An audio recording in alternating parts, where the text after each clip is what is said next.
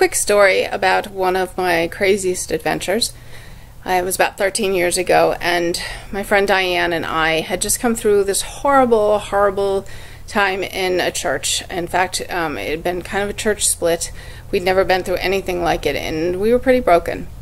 We responded to this brokenness in very different ways. I started to look up local monasteries where I could find a cell and just kind of hang out with God alone. But Diane was not, she's just the complete opposite of me. She was a party girl. And she said, you know what I want to do?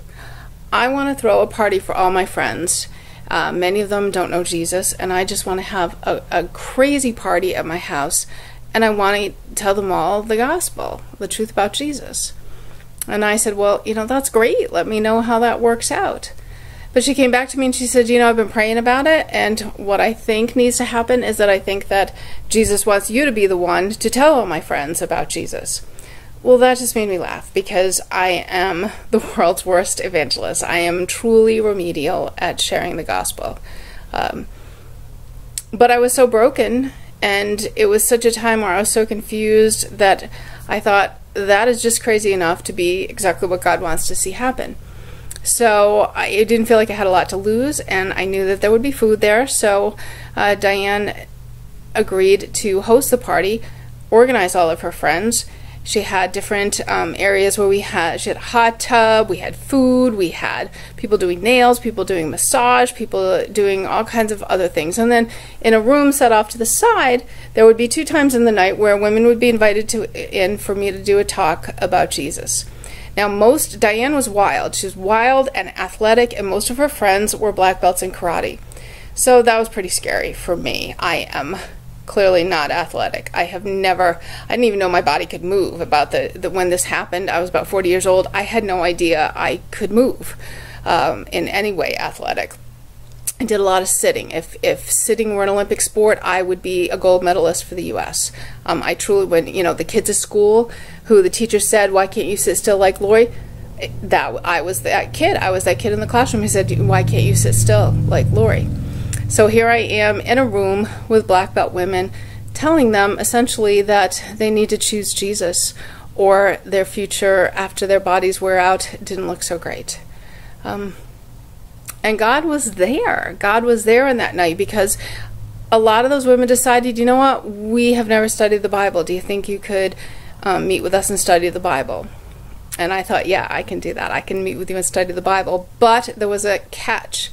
And the catch was that if they were going to study the Bible, they wanted to meet after karate class. And so I would need to try karate. I had a serious conversation with God about that, because truly I would rather be a missionary to Siberia than to try karate. It was terrifying for me. I thought, you know, that's not even funny, Lord. That's just wrong. And yet I found myself at age 40 putting on this giant white gi, it's called, this uniform that made me look like the Pillsbury Doughboy, and strapping a belt around, a white belt around my waist, standing in front of a mirror every week watching myself make a fool out of myself for Jesus. Like, we had to do push-ups. I had never done a push-up. So, you know, I would rather get shots against malaria and risk malaria than do a push-up for Jesus. But here I was in a dojo doing push-ups for Jesus. And I would take karate class. They would take, of course, the black belt class. I was in the white belt class. And then afterwards we would meet and study the Bible. We started with the Gospel of John. We did this for 4 years. 4 years. They were amazing women like I had never met before.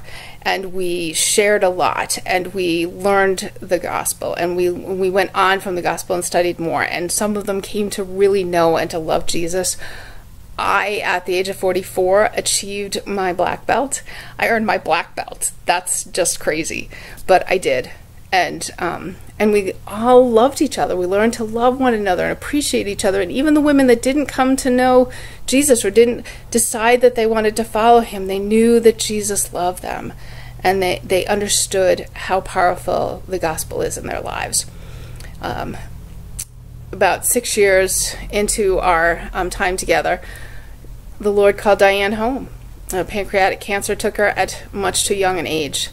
And we gathered together to see our warrior friend off to the other side. She went down fighting. She went down not only fighting for life, but telling everyone she knew about Jesus. She was an amazing woman.